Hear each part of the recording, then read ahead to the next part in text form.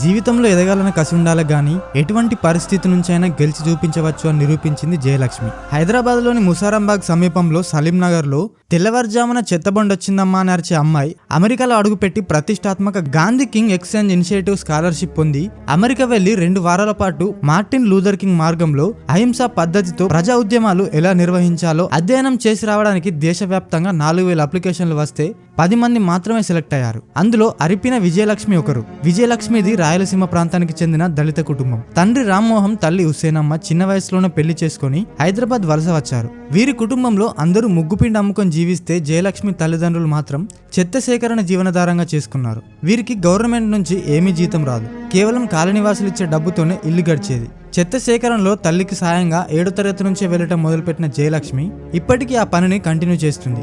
చెత్త సేకరణ కష్టమైనప్పటికీ అదే తమకు కడుపు నింపుతుందని అంటుంది జయలక్ష్మి.